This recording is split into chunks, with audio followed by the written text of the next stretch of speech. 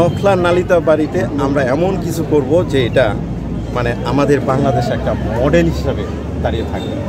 30 দফার একটা কর্মপদ্ধতি দিয়েছে, সেটাকে আমরা জনগণের দ্বার প্রান্তে পৌঁছানোর জন্য সবাইকে নিয়ে আমি এখানে যাব এবং এটাকে প্রচার করব।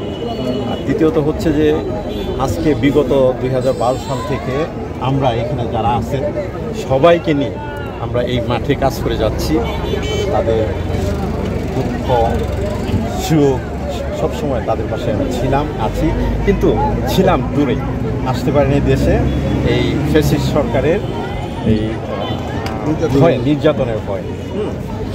আর সবচেয়ে বড় ব্যাপার হচ্ছে যে আমরা এখানে মানে দলমত নির্বিশেষে মানে বিএনপির ভিতরে যারা আমরা আছি তারা একসঙ্গে যাতে আমরা কাজ করতে পারি, আমাদের দলকে যাতে গুছিয়ে সামনের দিকে জনগণের কাতারে নিয়ে যেতে পারি, সেই উদ্দেশ্য নিয়েই আমাদের এখানে আসা। নখলা নালিতা বাড়ির জনকে সময় বলে দিবে, কারণ এটা হচ্ছে আমরা জাপানে থাকি, জাপান থেকে বহুত কিছু করার ইচ্ছা আছে, যে ইচ্ছাটা এখন প্রকাশ করার মতো না। প্ল্যানিং করতে হবে, কি করব, কিভাবে আগাতে হবে, সবাইকে নিয়ে আমরা আগাবো। কিন্তু নখলা নালিতা বাড়িতে আমরা এমন কিছু করব যে এটা মানে আমাদের বাংলাদেশে একটা মডেল হিসাবে দাঁড়িয়ে থাকবে। সেই চেষ্টা নিয়ে, সেই প্রচেষ্টা নিয়ে আমরা সবাইকে নিয়ে আমরা এগিয়ে যাব। এখন আরেকটা বিষয়, সেটা নখলা নালিতা বাড়িতে উন্নয়ন হয়েছে কি হয় না এটা আপনারা বলতে পারবেন, সবাই বলতে পারবেন, জনগণ বলতে পারবেন। এটা অ্যান্সারটা আমি দিতে পারছি না।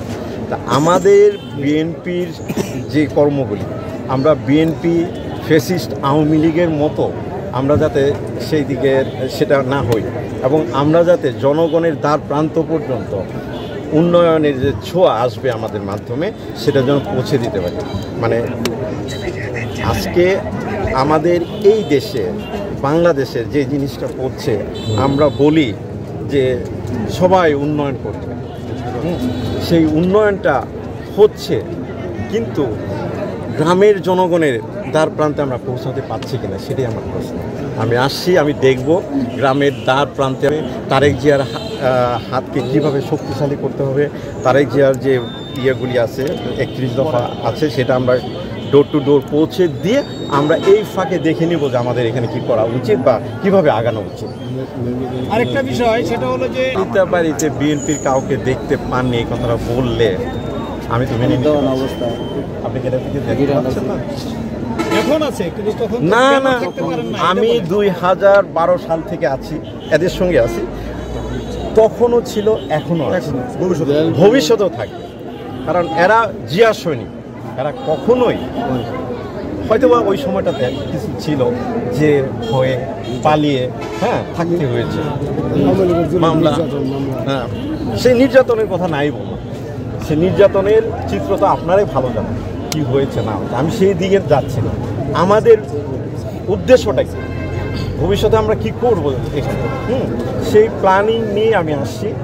এবং দেখতে হবে, বুঝতে হবে। এখন যদি বলে ফেলি যে এটা হবে সেটা হবে, সেটা সঠিক হবে না।